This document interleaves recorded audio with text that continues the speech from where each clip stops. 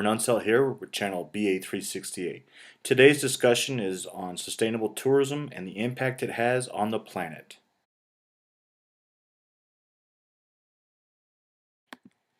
Conservation of the environment is the heart of this article.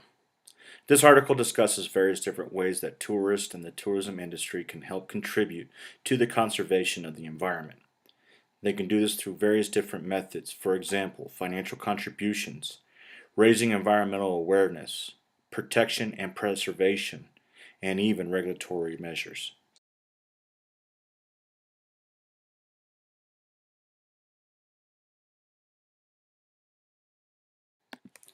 Through the various different methods of financial contribution and raising awareness of protecting the environment, the planet can begin its healing process and allow for future generations to experience the same awe that we did when seeing that pristine beach for the first time.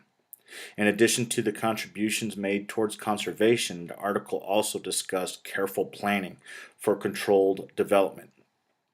All of this was based on the analysis of the environmental resources of the area. This planning could help alleviate the damaging and costly mistakes made to the environment that happen when we do not plan.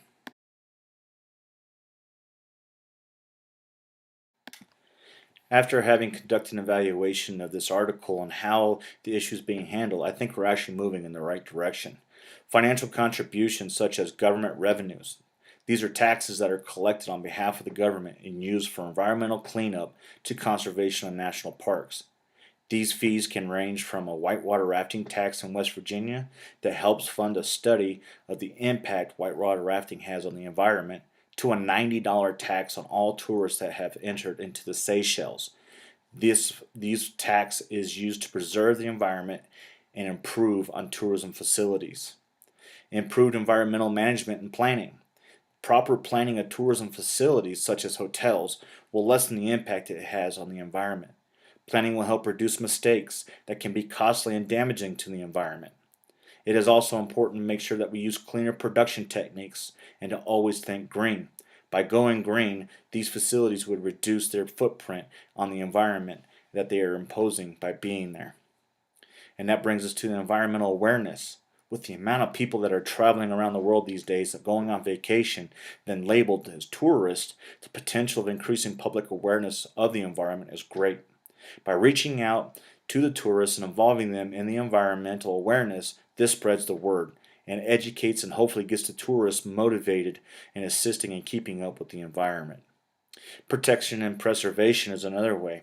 Due to the incredible beauty of pristine beaches that attracts tourism, with that comes damage.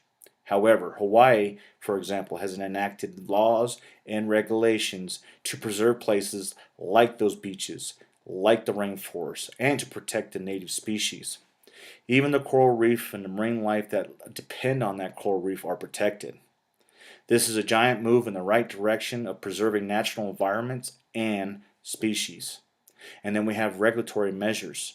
By having regulatory measures in place, companies are limited to the number of tourism activities that they can put in one place.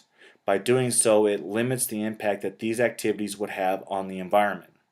This in turn helps reduce the negative impact on the environment that tourism poses.